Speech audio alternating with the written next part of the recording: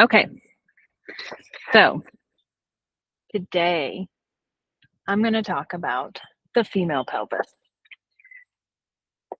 and how it relates to giving birth to your baby.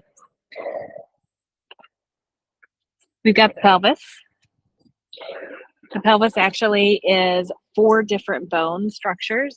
You have the iliac or the ilium over here, this big, huge part. You've got the pubic symphysis, and you have the sacrum and the coccyx.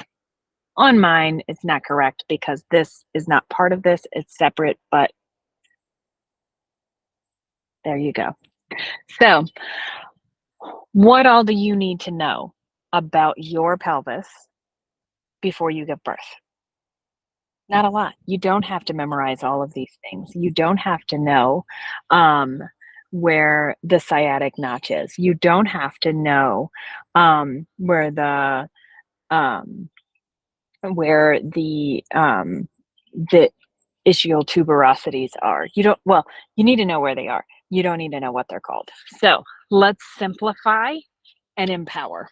Okay. So we're going to educate on the pelvis today. So what you need to know is that the inlet or the top of your pelvis is up here and the outlet is here. So our babies come, trying to get my baby picked up. Our babies come in to the inlet of our pelvis. And there are things that we can do during labor to help encourage the space that the baby has to come in. So if we are trying to help our baby get into this area, I mean, does it seem like a baby is going to fit in this bony structure? If it was a firm, solid one piece, probably not. It would be very hard to give birth. But fortunately, due to a grand design, our pelvises move. So we have the opening the inlet. We have different positions we can do to open the inlet and create bigger space up here. And we have things we can do to open the outlet and make the space bigger to come out so the baby can pass through. Here's the thing to note about how babies pass through. When you are first getting into early labor, your baby is dropping in and getting engaged in your pelvis. So initially, your baby is floating. They're up here. And as they tuck in deeper into your body, then they are engaged. Okay.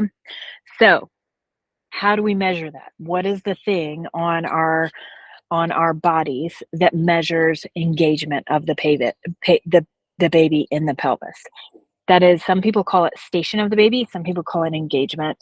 So, what we measure that by, and I don't measure it. I'm a doula, so I don't do internal measurements, but your care provider will. Your midwife, your doctor will measure. And what they're measuring against is where is the baby's head in relation to this iliac spine.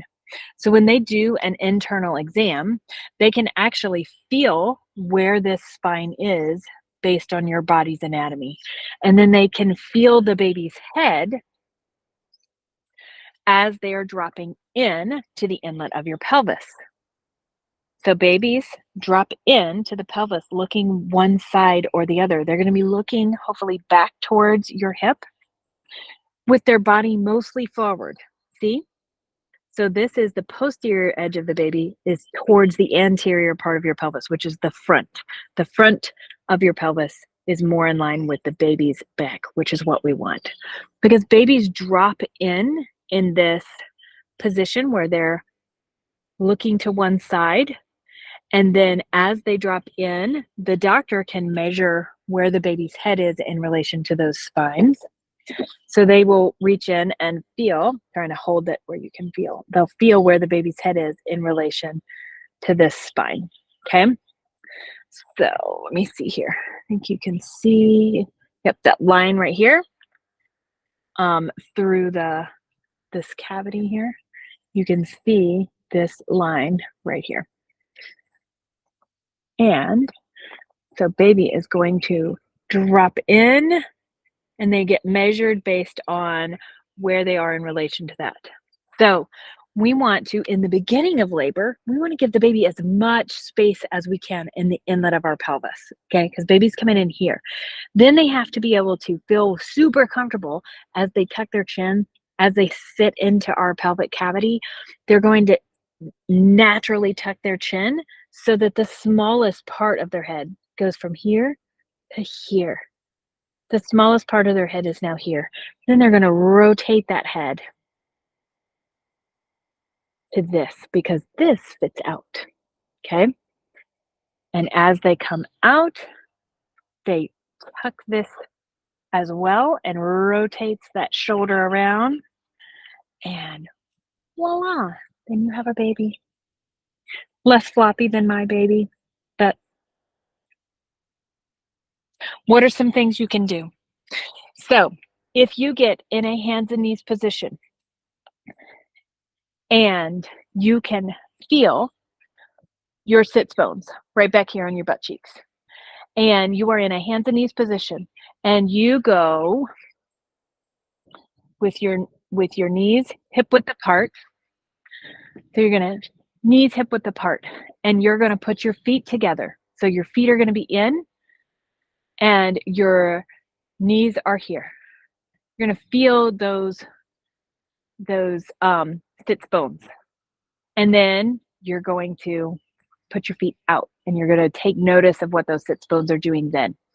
When your feet are in, you're creating more space in the inlet or the top of your pelvis. When your feet are out, you're creating more space in the outlet of our pelvis. So because our legs are connected right here, when our feet are rotated in, we create more space in the inlet. When our feet are rotated out, we create more space in the outlet. So as we progress in labor, we want to focus on the inlet and then focus on the outlet. In class, you will learn a lot more positions that you can do to help with where your baby is and what you can do within yourself to create that space that babies need. I hope this was helpful.